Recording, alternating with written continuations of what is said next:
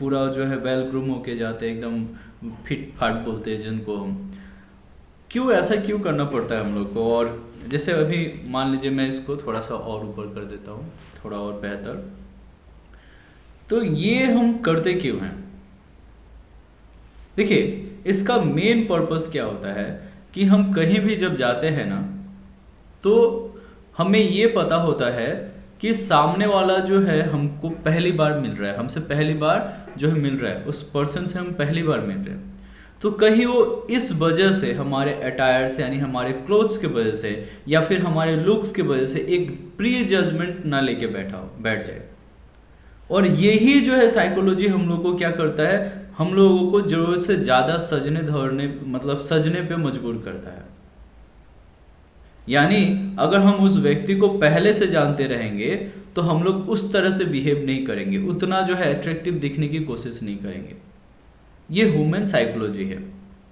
आप चाहे इंटरव्यू में जाइए या फिर आप किसी काम को नए से शुरू करने जा रहे हैं, किसी से मिलने जा रहे हैं, आप इस चीज़ को ऑब्जर्व करिएगा कि आपके साथ भी ऐसा होता है।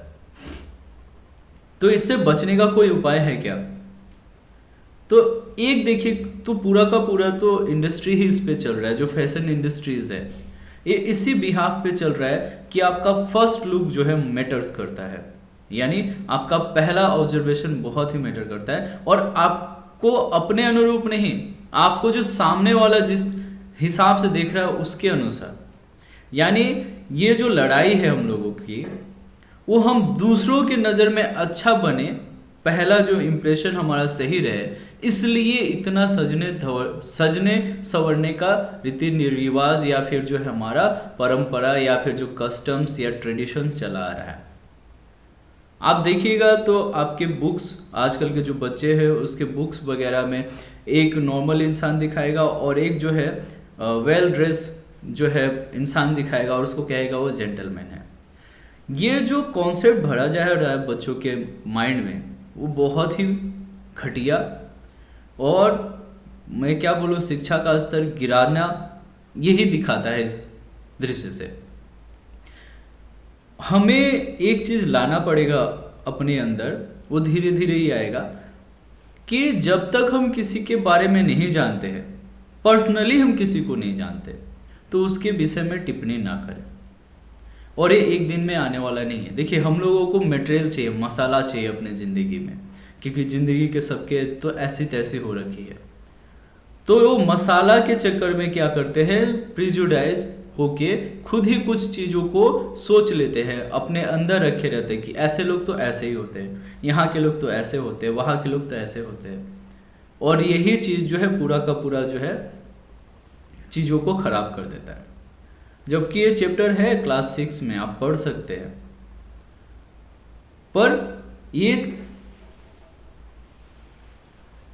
पर ये चीज़ें आपको हो सकता है नहीं पढ़ाई गई हो, एनसीईआरटी आपने नहीं पढ़ा हो क्लास 6 का, सीबीएसई वाले तो पढ़े होंगे। तो ये है समस्या। तो इस समस्या से पार कैसे पाना है?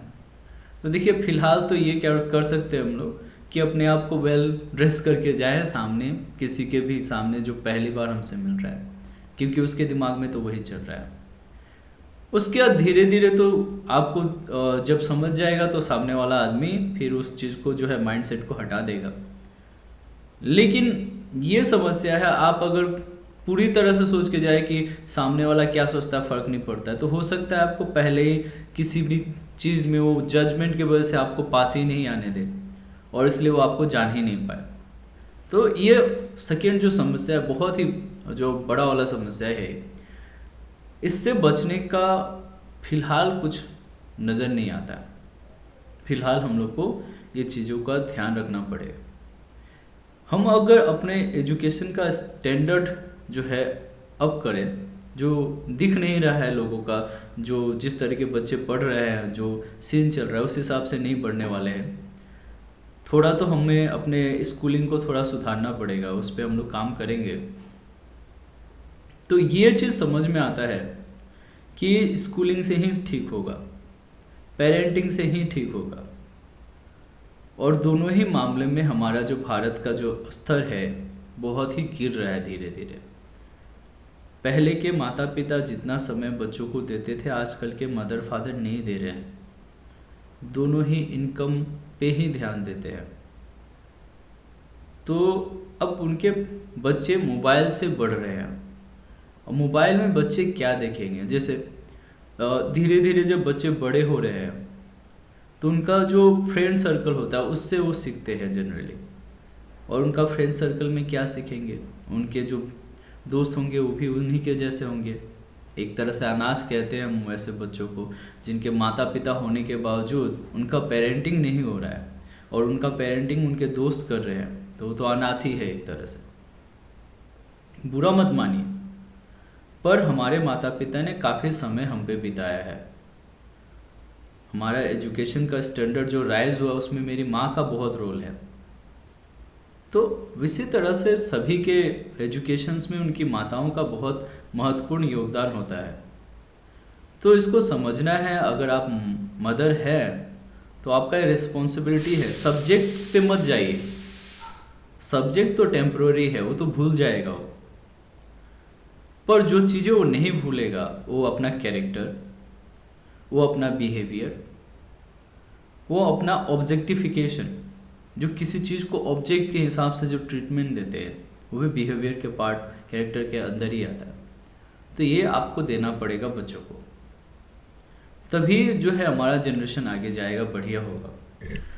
तो ये आज का मोरल्स था। इस पे हमें सोचना चाहिए, विचार करना चाहिए। आप लोग की भी राय बहुत महत्वपूर्ण है कि मैं भी नहीं समझ पा रहा हूँ कि कैसे इन चीज़ों से बचा जाए। मतलब जो मैं अपना नहीं कह रहा, जो बच्चे हैं वो कैसे इन सब चीज़ों से पार पाएंगे कि पहले उनको देखने से पहले ही लोग जो जज कर ले रहे हैं, तो उस चीज़ों से वो कैसे निकलेंगे, वो कैसे पता चलेगा कि है भी या नहीं है। एमसीक्यूज देख के हम कैसे जस्टिफाई कर सकते हैं 4 ऑप्शंस देके।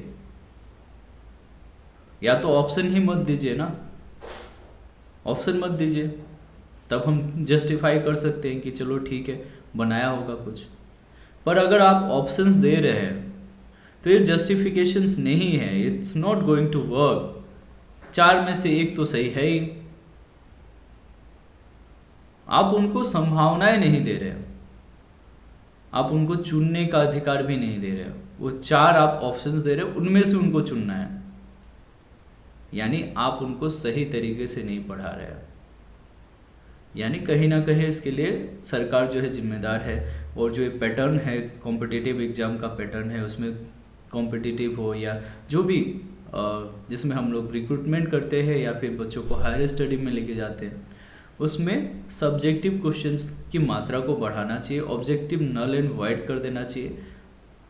सिंपली जो है 1 वर्ड सब्स्टिट्यूशन आप दे सकते हैं, उस तरह की चीज़ें जिसमें आपको ऑब्जेक्टिव्स हो लेकिन उसमें ऑप्शंस ना हो, तब जाके काम होगा। आप और बच्चों को लिखने देना पड़ेगा, उनसे राइटिंग तो चाहिए, उनका व्यू पॉइंट जानना जरूरी है हमारे लिए। हम मशीन नहीं बना रहे हैं। पहली बात ये मैं क्लियर कर देता हूँ कि हम मशीन नहीं बना रहे हैं, हम इंसान हैं और इंसान को बेहतर बनाना चाहते हैं। तो बेहतरी तब हमें पता चलेगा जब उसकी सोचने समझने की क्षमता हमें पता चले कि वो सोचता क्या है।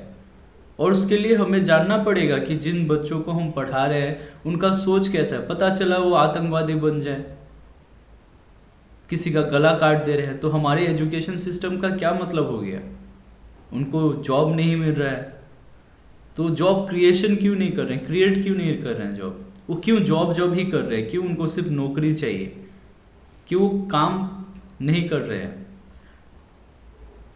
तो ये सोसाइटी ने उन पे एक प्रेशर डाला है, यही रीज़न होगा।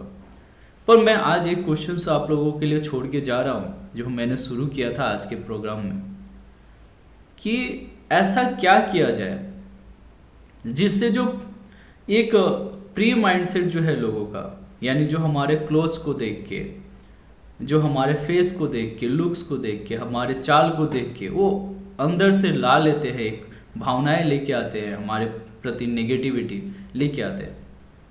तो उनसे कैसे लोग बचे। हमें उम्मीद है जो भी व्यक्ति इस पूरे वीडियो को देखा है वो ज़रूर कमेंट करे अपना राय रखे, जो भी वो सोचता है कि हाँ इस तरह से अगर किया जाए और किस तरह से इम्प्लीमेंट, मतलब जो है एजुकेशन में हम लोग इसको किस तरह से अप्लाई कर सकते हैं, ये भी हम आपकी राय जानना चाहेंगे इस विषय पे भी। तो आज के लिए बस इतना ही, और मैं आपको इसी थॉट के साथ छोड़े जा रहा हूँ कि ऐसा क्या किया जाए कि हम लोग जो है बेहतर, जो है हमें बेहतर दिखने की ज़रूरत ना हो और लोग हमें समझ जाए कि हम बेहतर हैं। धन्यवाद।